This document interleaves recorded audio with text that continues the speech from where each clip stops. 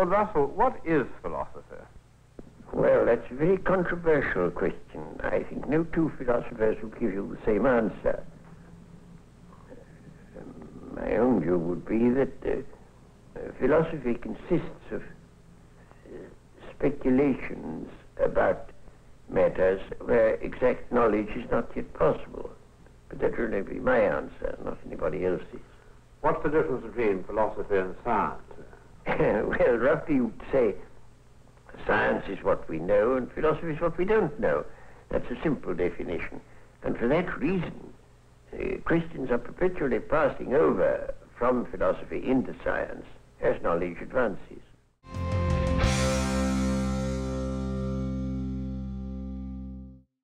Hello viewers, welcome to this session of Introduction to Philosophical Studies. Today we have with us Professor Dr. M. Ramakrishnan, former Head of Department of Government Brennan College, Talasheri. Let us listen to him. Today we shall introduce the basic characteristics, nature and functions of philosophy. Human beings, since the early stages of social history, have faced strange and complex contradictions like life and death, truth and falsity, virtue and vice, pleasure and pain, etc. While facing such contradictions, early human beings, their communities have developed some kind of naive explanations for these contradictions. Such naive explanations actually formed the earliest stage of philosophical thinking. And we can find in ancient Indian history the Vedic religion which venerated and worshipped natural forces in the form of gods. We have the excellent examples of Indra, Varuna and Prajapati in Indian polytheism. At the same time, in ancient Greece, you can find many similar godheads in Homeric religion. And in brief, we can say that this kind of mythology formed the earliest attempt of human beings to develop some kind of explanations for the strange phenomena in nature and human life. But even before that, you can find in the tribal communities what we today call eco-spiritualism. That is actually the concept of all objects in nature, both living and non-living, as endowed with what we can call a kind of divinity. This view called eco-spiritualism actually antedates the Vedic and Homeric religions. So it is sometimes the most naive form of philosophical thinking. Sir, how is it actually related to the field of philosophy, eco-spiritualism? Eco-spiritualism, you mean. Eco-spiritualism is actually very simple in its origin. Okay. It's actually human beings had a feeling of wonder before the forces of nature. Everything, the rivers, the trees, the animals around them, actually the basic concept that formed eco-spiritualism is the belief that everything in nature is interconnected. This concept of interconnection makes it an ecological religion or a kind of religious ecology. That is why we say there is an element of philosophical thinking. That is the attempt to explain reality in their own way. The only difference is that eco-spiritualism is simple, without any complication in terms of logical argument, anything like that. If you ask the tribal people, what is the reason for your belief? their simple answer is, I don't know, or that is so. This that is so, but even then they tried to explain everything in nature, and this love of nature is actually implied in their eco-spiritualism. That is why we consider it as sometimes antedating or predating the Greek and Indian religions. Then we shall have a look at the origin of philosophical thinking as a human endowment or as a uniquely human enterprise.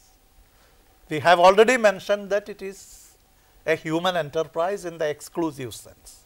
But the question is, why it is human? We have to trace the origin of philosophical thinking back to the what we call the leap in biological evolution, which made some parts of the human brain a kind of phase transition. Modern neurobiologists call it a kind of phase transition, in which certain specific areas of human brain developed to make them fit for reasoning and abstraction.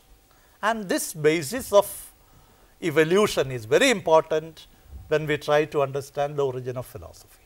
That is why we should consider philosophy as an expression of the human power for abstract thinking. And in that sense, philosophy is to be compared with both religion and science, the other two expressions of human pursuit of knowledge. We call it the pursuit of knowledge, which is the byproduct of evolutionary excellence of Homo sapiens. And this excellence actually created the three fruits of human thinking. One is religion in the chronological order, second is philosophy, and third is science. But remember that philosophy is a unique discipline. At the same time, it is distinct from religion as well as science. It is also complementary to both religion and science. Philosophy is distinct from religion and science mainly in terms of the knowledge base of these disciplines. You can clearly see that religion has its knowledge base in faith. Whatever reasoning explanation you give for religious precepts and postulates, finally, ultimately you have to depend upon faith. So, everything should be reduced ultimately to that knowledge base of faith in religion. In science, you can see whatever is the mode of reasoning, abstraction, finally, it goes back to the basis of empirical data, what we call facts of objective reality. Without considering objective facts of reality, you cannot build scientific knowledge. But in the case of philosophy, philosophy cannot depend upon faith. On the other side, empirical basis is not directly related to philosophical thinking. So, that is why I remember the great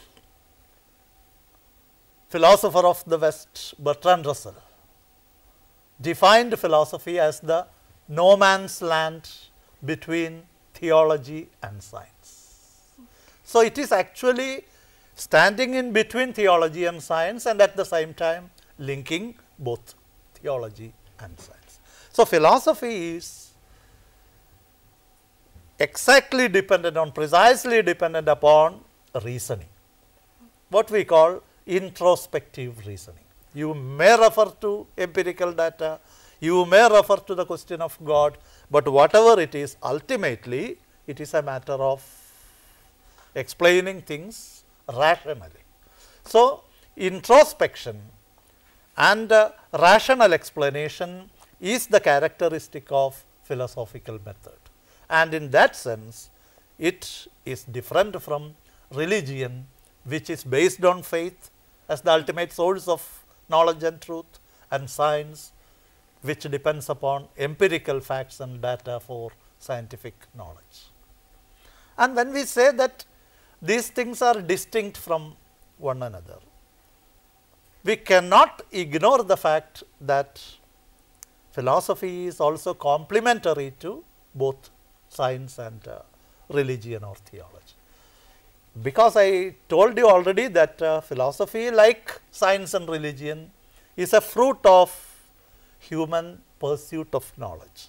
In that sense, all these three domains, religion, philosophy and science, they have a single uniform goal, namely discovering truth. So basically science, religion and philosophy are very different, but how do they complement each other? Yes, philosophy, science and religion are different, distinct from one another, mainly in the case of their method.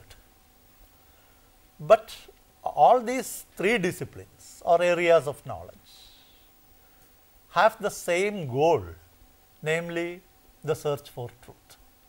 All these three disciplines ultimately try to discover what is truth.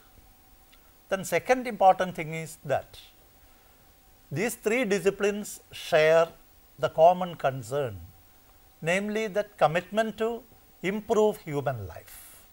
So, whether it is religion or philosophy or science, all of them share that concern for improving human life. That is there as the common factor, complementary factor between them.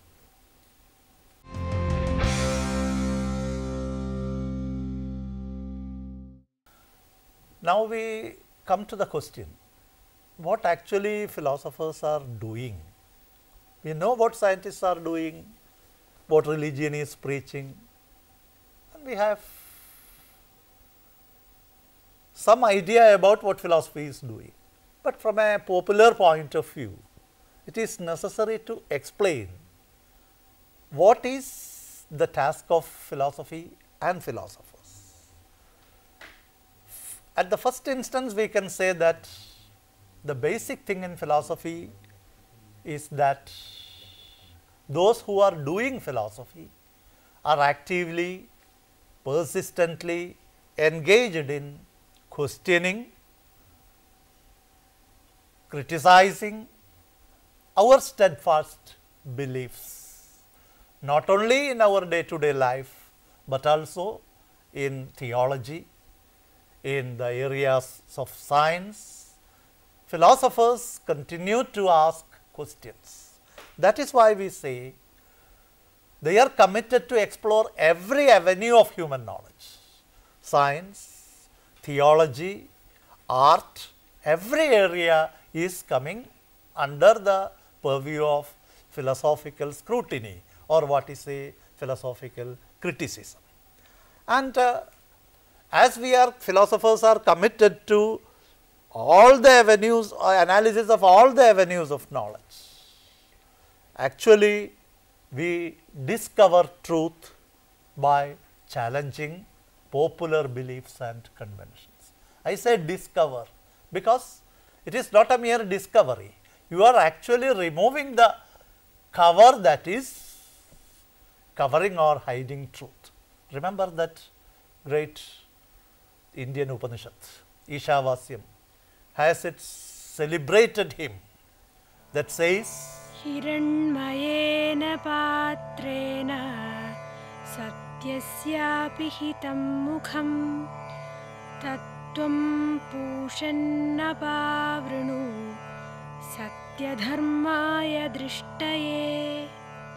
The truth is hidden behind a golden veil, and this golden veil actually takes away the mind of the observer from its own inner contents. So, the truth is there, covered by the golden veil, and it is the task of philosophers to uncover or to discover that actual truth. So, philosophy in fact tells us what we should not believe. Sir, what exactly is meant by what we should not believe? Yes, what we should not believe first of all points to one thing, that is the basic thing in philosophy, the task of a philosopher is to challenge, scrutinize or analyze critically popular beliefs. So, we have so many things to believe in our day to day life, in our religious faith, everywhere we believe things and we take things for granted. But a philosopher is too keen and critical to analyze these things. I will tell you one thing. There is a story normally ascribed to the Zen masters. There was a dispute between two monks in a monastery about a flag, and one monk asked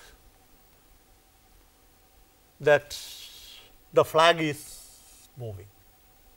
The other quipped, no, it is not the flag, but the wind is moving. So, normally we look at the flag and believe that the flag is moving or it is being moved by the wind. But philosophers always disagree upon such things. This is an example of the disagreement between two monks that actually illustrates some complex disputes and disagreements in philosophy. Finally, the Zen master replied or tried to make a compromise by saying the truth, that it is neither the flag nor the wind that is moving. What is actually moving is your mind, my dear, was the reply. So, when we look at these things, anywhere you find, we believe certain things. So, philosopher's task is to question, to challenge beliefs. So, that is why we say philosophy says what you should not believe and why you should not believe.